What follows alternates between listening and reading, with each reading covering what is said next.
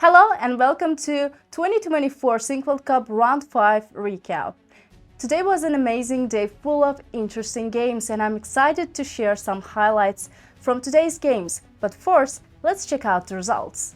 Round 5 results. Fabiano Caruana made a draw with Maxime Vachier-Lagrave. Praggnanandhaa and Wesley So ended in a draw. However, the game was very eventful, while Nepomniachtchi made a draw against the current world champion Liren, and Alireza grabbed another full point against Anish Giri, while Nodirbek Abdusattorov and Gukesh made a draw. Now let's check out the round 5 standings. Standings after round 5. Alireza Firouzja is the solo leader of the tournament with 3.5 points, while Wesley So, Fabiano Caruana and Nepomniachtchi are not that far away from him and the tournament is far from over. Let me remind you, if Alireza wins the tournament, he grabs the Grand Chess Tour Cup. Now it's time for our highlights from today's games and I'm excited to show you some of them. Let's go and check out. The first highlight of the day is the game between Alireza Firouzja and Anish Giri. Here, after White's last move, Anish just could take on a3 if Rook f7, then King g6, and Black's position is just fine and most probably the game would end it in a draw. However, very unexpectedly, Anish made a blunder with King g6, and of course, Alireza Firouzja is very strong tactically and he immediately spotted the winning move, which is knight e7. If king goes to f6, knight takes the pawn.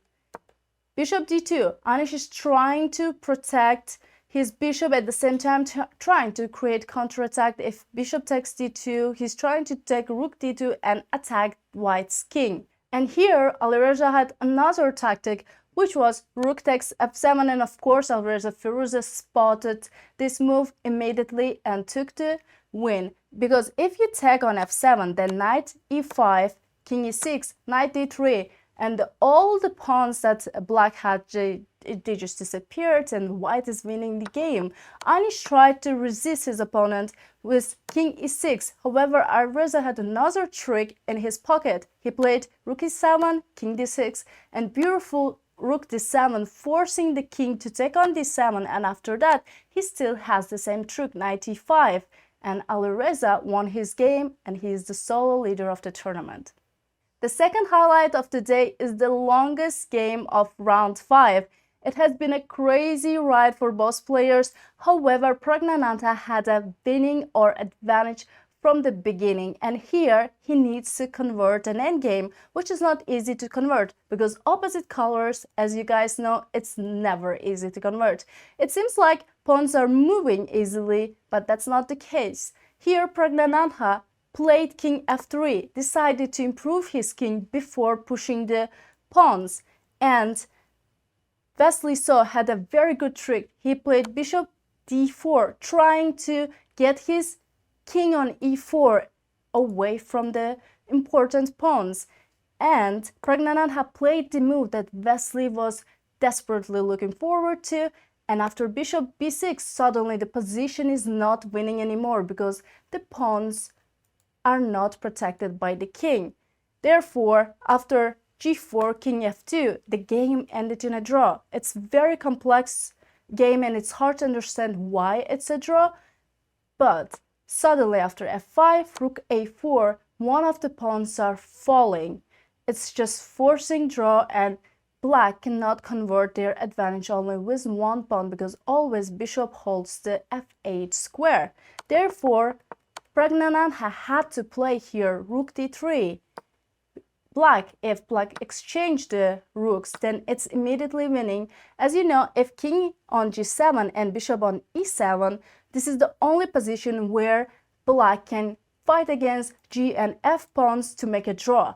But king on e1 is too far away to reach g7 square. Therefore, this would be winning for White. However, after rook d3, Wesley could resist with rook a2, but here king f3, and if bishop goes to b6 or c5, now g4, the king is better positioned and most probably Praggnanandhaa would win the game. Unfortunately, he decided to go immediately king f3, and Wesley played impressive moves to end the game with a draw. Last highlight of the day is the fun game between Jan Nepomniachtchi and Liren. If you saw our broadcast, you already know that Jan was smiling during the game because ironically, after few moves, you get a very familiar position.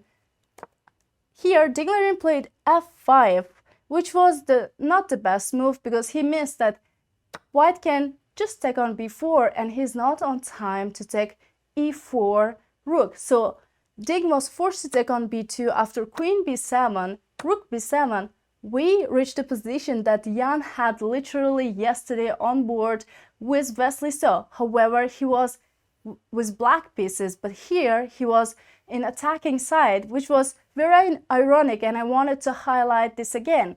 However, unlike yesterday, if you notice, black's pawn is already on f5, which makes things easier for Ding. It's easier to protect, and the game ended in a draw very shortly after. It has been an amazing day full of exciting chess, and I cannot wait to see players compete as much as possible. However, they need to rest as well. Tomorrow is the rest day for the Sinquefield Cup, and day after tomorrow, players will be back to decide the winner of the tournament. Now, let's see the pairings for round 6. Pairings for round 6. Jan Nepomniachtchi plays against Fabiano Caruana, Liren against Praggnanandhaa, Wesley So against Alireza Firouzja, Anish Giri against Nodirbek Abdusattorov, Gukesh against Maxime Vachier-Lagrave. I'm excited to see the game between Wesley So and Alireza Firouzja. Alireza has been playing a wonderful tournament, showing domination so far. However, Wesley has been a very lucky player this tournament. He escaped many troubled positions. So I'm definitely excited to follow their game, and I cannot wait to see how it plays out. Let me know which game you're excited about and leave it in the comments. Also, make sure to follow and like us.